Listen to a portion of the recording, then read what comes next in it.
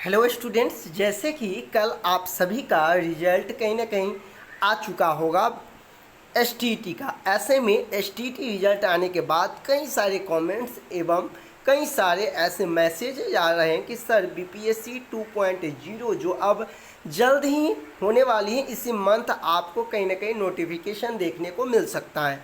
ऐसे में जो लोग एसटीटी पास हैं उनके मन में एक ही सवाल है कि आखिरकार अभी से ही हम अपनी तैयारी को किस तरह से करें जिससे कि हमारा बीपीएससी में भी रिजल्ट हो सके। जितने लोग एसटीटी पास हुए हैं कहीं ना कहीं वो लोग अब अपनी तैयारी में जुटेंगे और तैयारी के लिए जो एक सही मार्गदर्शन होना चाहिए वो ज़रूरी हो जाता है। तो आइए आज के इस वीडियो में हम आपको पूरे कंप्लीटली गाइडलाइन देने वाले हैं कि आखिरकार कौन कौन सी चीज़ों को ध्यान रखना है जिससे कि आप जो है निश्चित तौर पे बीपीएससी में अच्छे अंक ला सकते हैं और आप भी अपना स्कोर बढ़ा करके एक स्थान पा सकते हैं। क्योंकि आपने देखा होगा कि इस बार जो 9th से 12th तक की यदि हम बात करें तो रिक्ति बहुत कम आई है। ऐसे में कंपटीशन बहुत टफ है और इस टफ को देखते हुए आपको अभी से ही अपनी जो तैयारी है वो एक विधिवत ढंग से करना होगा। तो आइए हम एक एक कुछ पॉइंट नोट किए हैं जो कि आपके सामने यहाँ हैं। सभी पॉइंट पे हम डिस्कस करेंगे और उसके बाद आपको निश्चित तौर पर यदि इस तरह से आप तैयारी करते हैं तो अच्छे स्कोर होगा। सबसे पहला हम काम क्या करें अभी, तो सबसे पहले आप जिस सब्जेक्ट में एसटीटी पास किए हैं आप उस सब्जेक्ट का बीपीएससी के ऑफिशियल साइट से आप उसका सिलेबस डाउनलोड कर लें। यदि आप चाहते हैं कि ये सिलेबस मुझे कैसे मिले तो आपको मैं बता दूं कि बीपीएससी के जो ऑफिशियल साइट हैं बीपीएससी, आप जैसे ही क्लिक करेंगे तो वहाँ बहुत सारे नोटिस बोर्ड मिल जाएंगे जहाँ पे सिलेबस जो है वो अपडेटेड है। आप वहाँ से सिलेबस डाउनलोड कर लें, ये आपका पहला काम है। दूसरा काम क्या करना है, तो दूसरा काम है आपका प्रीवियस ईयर क्वेश्चन देखें।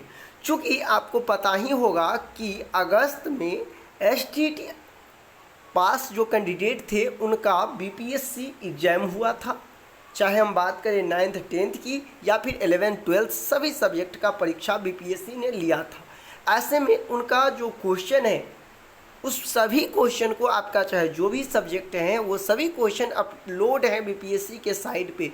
आप वहां जाएं और आपका जो सब्जेक्ट से आप एसटीटी पास किए उस सब्जेक्ट का आप सबसे पहले प्रीवियस ईयर का जो क्वेश्चन है यानी कि जो 2 महीने पहले एग्जाम हुआ है उसका आप क्वेश्चन डाउनलोड कर लें। अब देखिए आपके पास दो चीज़ हो जाएंगे, पहला आपके पास सिलेबस उपलब्ध हो जाएगा और दूसरा अब आपके पास प्रीवियस ईयर यानी एक देखने के तौर पर आपको ये मिल जाएंगे कि आखिरकार क्वेश्चन किस तरह से 2 महीने पहले जो बीपीएससी परीक्षा हुई उसका क्वेश्चन लेवल क्या है। दूसरा जो है यदि हम बात करें वही मेटर यहाँ पे मैं आप सभी को समझा दिया हूँ कि क्वेश्चन जो है वेबसाइट पे उपलब्ध है, बहुत ही आसानी से आप उस क्वेश्चन को डाउनलोड कर सकते हैं।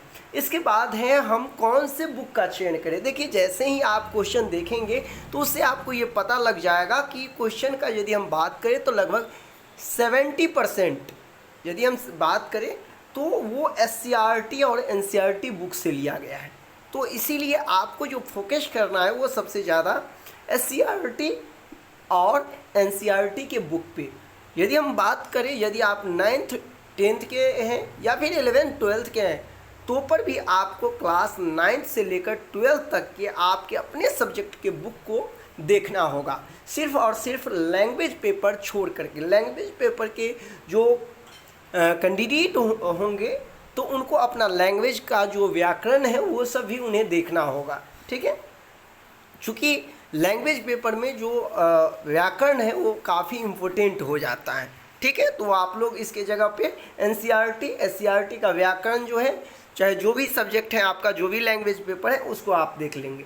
इसके बाद क्या करना है आपको, अभी से ही मार्केट में जैसे ही आपके सब्जेक्ट का सेट प्रैक्टिस उपलब्ध होगा तो आप उसे परचेज करके देखिए। सेट प्रैक्टिस कोई भी पब्लिकेशन का हो, सेट प्रैक्टिस का मतलब ये नहीं होता है कि आपको उसी से क्वेश्चन जो है मैच कर जाए। सेट प्रैक्टिस जो है एक आपके अभ्यास के लिए होता है। तो आप कोई भी प्रकाशन का जो है सेट प्रैक्टिस खरीद के रेगुलर अभी से आप सेट प्रैक्टिस कर सकते हैं। वैसे जो यदि हम बात करें तो आपको मार्केट में कुछ दिन के बाद ज़रूर ये मिल जाएंगे। तो आप रेगुलर जो है सेट प्रैक्टिस अभी से ही यदि प्रारंभ कर देते हैं तो निश्चित तौर पर आपका जो रेशियो होगा नंबर बढ़ने का वो धीरे धीरे एग्जाम तक जो है बहुत ही अच्छा हो जाएगा। तो आप रेगुलर सेट प्रैक्टिस करना है।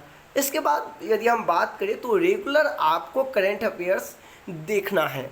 ये क्यों? तो आपको पता है कि लगभग 10 से 12 नंबर जो है वो करंट अफेयर्स पूछे जाते हैं। ऐसे में करंट अफेयर्स जो है वो काफ़ी इम्पोर्टेंट हो जाता है नंबर के लिहाज से, नंबर स्कोरिंग करने के लिहाज से। इसीलिए आप इसको इग्नोर नहीं कर सकते हैं करंट अफेयर्स को। तो मासिक पत्रिका भी आते हैं, डेली आप जो है न्यूज़पेपर पढ़ते रहें। और बहुत कम समय में यदि आप करंट अफेयर्स को अच्छी पकड़ बनाना चाहते हैं तो बहुत सी ऐसे मासिक पत्रिकाएं हैं, जैसे यदि हम बात करें तो सक्सेस मिरर है, प्रतियोगिता दर्पण है, सामान्य ज्ञान दर्पण है। इन चीज़ को आप ले सकते हैं। या फिर एडिटोरिया का भी आता है करंट अफेयर्स, कोई भी लेकर अभी से ही आप इसको फोकस करना प्रारंभ कर देंगे। तो ये तो था जो करंट अफेयर्स को लेकर। अब क्या है तो देखिए, प्रत्येक स्टूडेंट जो एसटीईटी दिए होंगे उनको 40 नंबर जो है वो सामान्य पेपर से पूछे जाएंगे। वही यदि हम बात करें तो 80 नंबर जो है उनको मेन पेपर से पूछा जाएगा। अब सवाल है कि कुछ लोग सामान्य पेपर पर तो ज़्यादा फोकस दे देते हैं, लेकिन जो उनका मेन पेपर है उसको स्किप करके, यानी कि उस पर ज़्यादा वो फोकस नहीं कर पाते। मैं आपको बता दूं कि जनरल पेपर में सभी स्टूडेंट अच्छे कर जाते हैं, लेकिन जो मेन पेपर होता है उसमें कहीं ना कहीं अक्सर स्टूडेंट पीछे रह जाते हैं। तो यदि आप चाहते हैं कि मेरा रैंक अच्छा हो और बहुत कम सीट है और ऐसे में हमारा स्कोरिंग यदि अच्छा नहीं होगा तो रिजल्ट नहीं होगा, तो आपको मेन पेपर पर ज़्यादा फोकस करना होगा। चाहे आपका मेन पेपर साइंस हो या आपका सोशल साइंस हो, या फिर आप यदि 10+2 की हम बात करें तो जो भी सब्जेक्ट है, तो आपको मेन पेपर पर सबसे ज़्यादा फोकस करने की आवश्यकता है सामान्य पेपर के साथ। ठीक है, तो यदि आप मेन पेपर पर फोकस करते हैं तो निश्चित तौर पर मेन पेपर में यदि स्कोरिंग आपका अच्छा होगा तो दोनों को यदि हम ऐड करेंगे तो आपका मार्किंग जो है अच्छा हो जाएगा। देखिए, कुछ लोग के मन में ये डाउट होगा कि सर यदि हम बात करें 1 to 5 का जो क्वेश्चन पेपर था वो बहुत टफ था। मैं मानता हूँ कि 1 to 5 का क्वेश्चन टफ था, लेकिन यदि आप पिछले बीपीएससी का क्वेश्चन यदि 9th to 12th तक का देखेंगे तो क्वेश्चन का लेवल जो है बिल्कुल पूरे के पूरे एससीईआरटी और एनसीईआरटी से लिया है। इसीलिए जो हम बात करें कट ऑफ की तो उसमें जैसे कि आप सोच रहे हैं कि 1 to 5 का कट ऑफ जो है 55, 50, कुछ लोग 45 भी बोल रहे हैं, लेकिन आसान 9th से 12th तक में आसान नहीं है। जो कट ऑफ होगा मिनिमम कट ऑफ हम कह सकते हैं 60+ ही होने वाला है, क्योंकि बहुत सारे ऐसे स्टूडेंट हैं, कैंडिडेट हैं जिनका नंबर जो है वो 80, 82, 85 इस तरह से नंबर आए। तो देखिए, कम रिक्ति में अधिक जब स्टूडेंट होते हैं तो आपकी तैयारी निश्चित तौर पे अधिक होना लाजमी हो जाता है, तभी आप स्कोरिंग कर पाते। यदि हम बात करें स्टडी की कि अभी से ही हम कितने घंटा स्टडी स्टार्ट करते, तो देखिए शुरुआती में आप 3 घंटा 4 घंटा यदि आप कर रहे हैं तो आपको इससे बढ़ाना होगा, क्योंकि आपके पास सेट प्रैक्टिस का भी समय होना चाहिए। तो लगभग 2 घंटे समय तो आपका उसी में चला जाएगा। यदि आप कहीं क्लास करते हो तो 1 से 2 घंटा, चाहे ऑनलाइन हो या ऑफलाइन, तो उसी में चला जाएगा। यानी कि 4 घंटा तो निश्चित तौर पे आपका समय व्यतीत इधर ही हो जाता है। तो यदि हम बात करें सेल्फ स्टडी की तो 3 से 4 घंटा यदि आप अभी से सेल्फ स्टडी में समय नहीं देते हैं, खुद से नोट्स नहीं बनाते हैं, खुद से जो चीज़ों को टॉपिक वाइज आप अपने कॉपी में नहीं करते हैं, तो कहीं ना कहीं हम कह सकते हैं कि आप अच्छा स्कोरिंग नहीं कर सकते हैं।